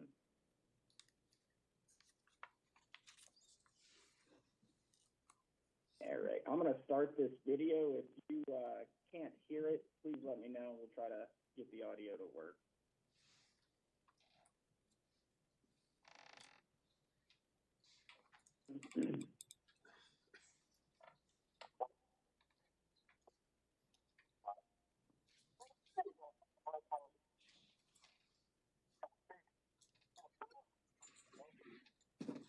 Terry, we can't hear it.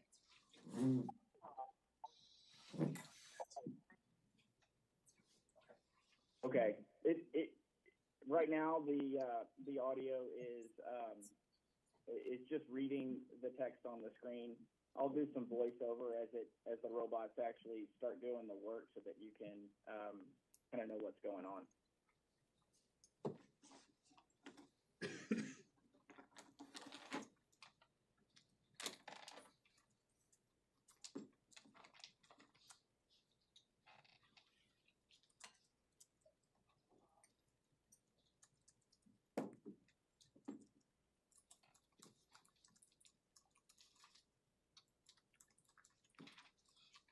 All right, so this first robot is logging into eFile Texas with its own set of credentials, which governs which jurisdictions and queues it has access to. It scans the review queue for an envelope that a clerk hasn't picked up yet, and then locks it down so that a clerk can't work that same envelope. And this is all robots doing this work here.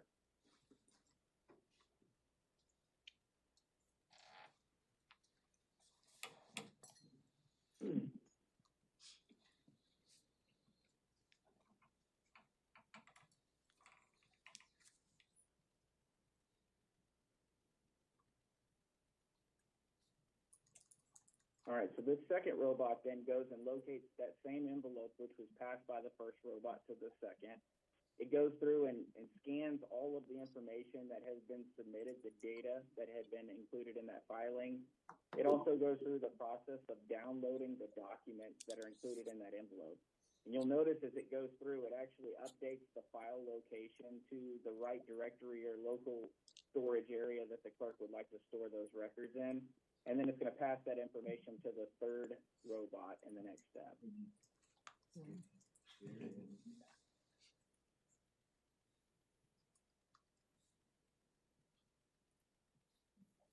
Now, this third robot is going to be doing a lot of work behind the scenes on doing the analysis against the data that was submitted and the document text within that document. The next thing that it'll also do, and we'll show it real briefly here, is that it's going to verify just within the case management system that the case is present and that it can be filed into. That just increases the accuracy rating on the decisions that it'll make or will pass to robot number 4 to make. So it's going through the CMS now, looking for that case and making sure that it can be filed into.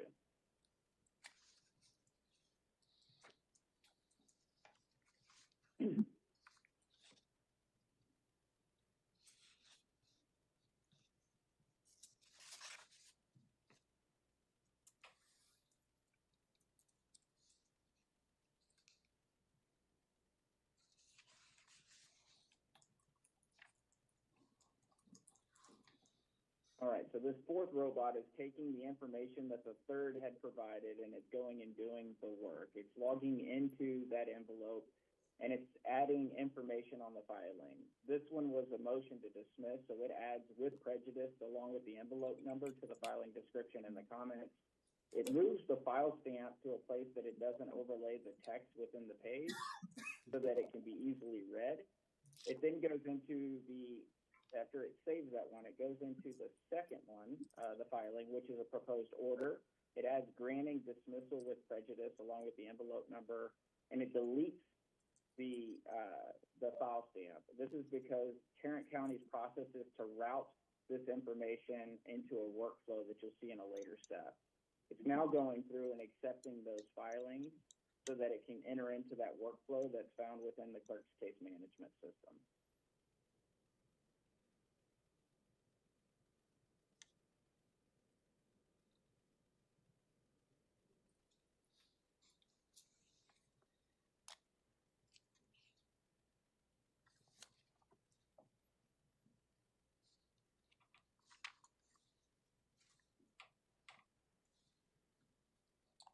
Now, this fifth robot is actually going into the clerk's case management system and doing some work. I thought it was noteworthy to show. It's going into that case, it's looking for that motion to dismiss, and it's opening that event up, and it's relating a party so that the consumer of this information understands which party filed this motion to dismiss. In this case, it was the plaintiff. It's now going in and searching for the other filing that accompanied this motion to dismiss, which was that proposed order. Once it gets into the proposed order, it's doing the same thing. It's relating that proposed order filing with the correct party, which is the plaintiff.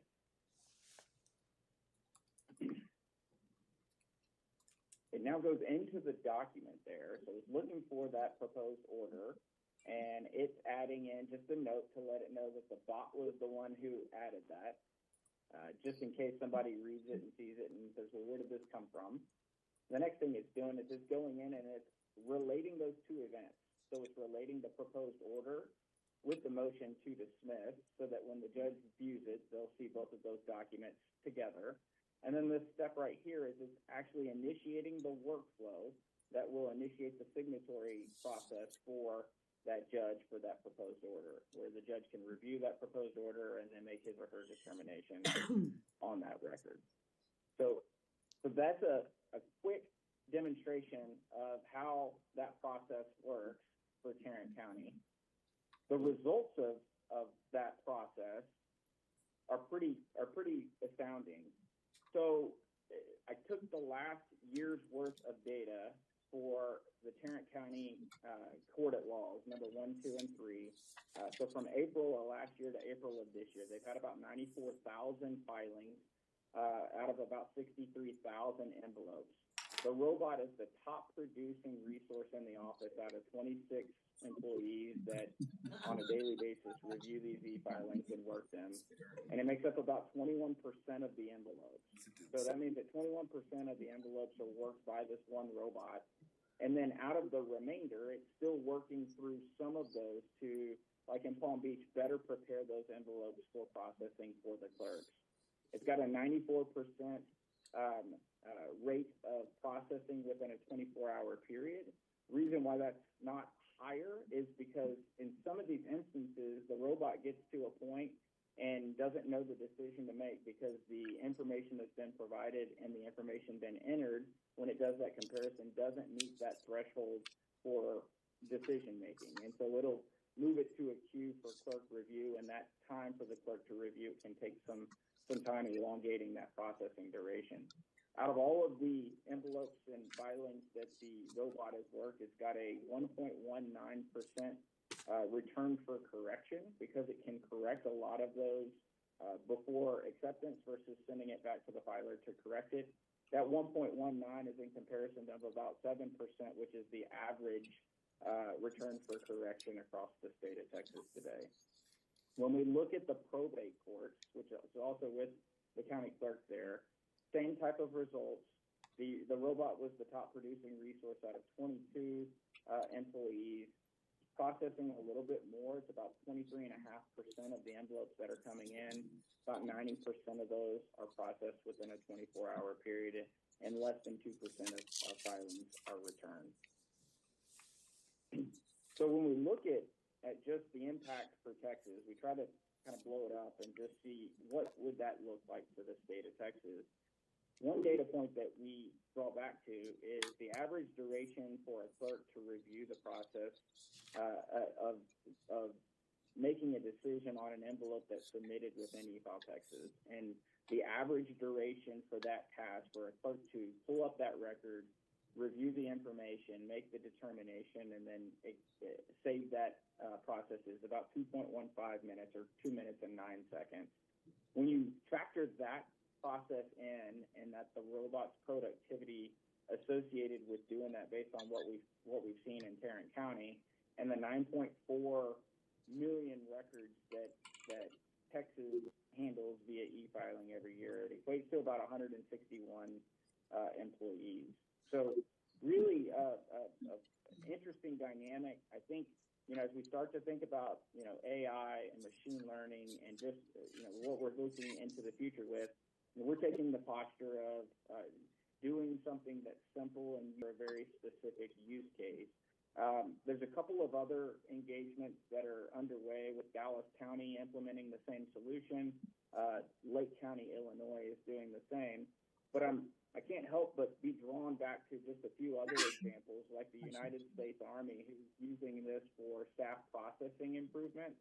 They were able to implement a similar RPA or robotic processing automation solution of just evaluating the documents, performing the task, and it took a 45-day processing duration down to about 5 minutes. Another use case that I thought was interesting is the city of New York. They use it specifically for land records. So I think we're kind of on the early stages of artificial intelligence and generative AI. And so, it can go in a different direction if we go too far. So I think starting small makes a whole lot of sense. And I think you see a lot of value when you use a specific use case and using the right tool to solve that specific use case that can produce those valuable results that I think we all hope to achieve. So that was my time. Are there any questions that I can help answer? Questions for Terry? I'm sorry, what was that? We'll see if there's any questions. And so do you have, I see the entire process being very well defined and very well managed by the 5 different robots. I don't see a case closure robots, a robot dedicated to actually reviewing the filings and reviewing the closure of the case and updating the case status and generating closing documents. Is it anything like that already included that I just oversaw? Yeah, not in this demonstration today. I was really focusing on more of processing the e-filings because that's really where Tarrant County has implemented this solution. But it can certainly achieve those objectives that you've mentioned. It's really about, you know, identifying what those use cases are and then building out the process for those robots to go in and execute on those processes. So certainly doable, certainly achievable. It's just a matter of us configuring the robots to do the tasks that you're asking them to do. I think where the robots really shine is the tasks that are very repeatable, that you have those predictable results and you know what needs to accomplish. It's a matter of just doing the labor. That's where it really shines, is understanding those, maybe making a decision or two along the way and then executing on that work. Thank you. You're welcome. Other questions? Very impressive, Terry. Thank you. What's the prognosis on rolling it out further? Sorry, what was that question? I couldn't hear you. Yeah.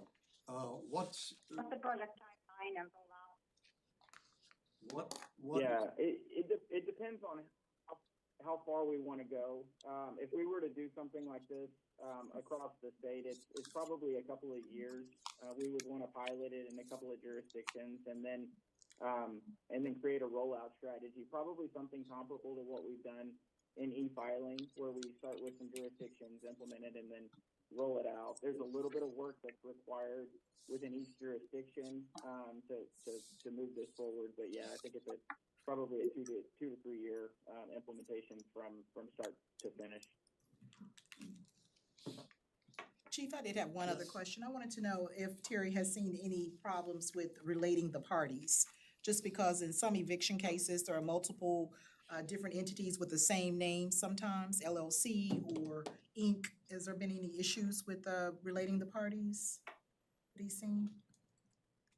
Yeah, that's a great question. Yeah, when it gets into those types of decisions and it doesn't know the right answer to make, that's when it usually then will kick that out to the clerk and say, hey, I need some help. I need someone else to maybe weigh in. What we do is we configure it to have certain thresholds of accuracy, and if it doesn't achieve those certain thresholds of accuracy, then it'll move it to a queue for a clerk to weigh in and provide that assistance. I have one more question. I wonder if we could have a copy for the data committee to review. Of course. Yeah, I'd be happy to share this information. Thank you. Sure. You okay to send that to me? Well, any other questions of Terry? When the robot gets stuck and has to have some help, it shows that humans are still indispensable. Necessary. That's right. So they'll pull the plug and Necessary. reboot it. Maybe the end is in sight, but not as Reboot. Yeah, that's right. All right, that's our presentations this morning. Anything else to come up? I have a question. Yes. Do we have any new data regarding the debtor's prison, the impact of the bill that we passed? Remember, there were so many judges who were worried that they would lose income. And initially, we had information that they had actually gained revenue. Yes. Yes, we do. We actually just used that for the webinar that the chief did with the National Center, so we can provide that to you. It looks, I mean, there was a little bit of a dip in fiscal year 23 from what I remember in collections, but it's pretty much held steady, so. It went down quite a bit during COVID. Right. Because officers just weren't writing tickets. And we think that's. And filings were way down too, Yeah, so. filings were way down. All right, well, the next meeting is September 27th, so we have some more committee meetings coming up next couple of months, and then we'll put together a legislative package and be ready to approve that, add to it, whatever we need to do, get ready to draft bills before the session and be ready to present all our issues across the street. Then, thanks for coming, and we'll stand adjourned. Thank you. Thanks, everyone. Thank you. Have a great day.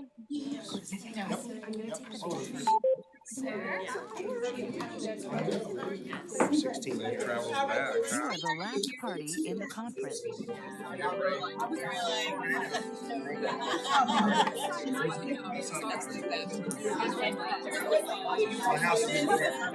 Gregor and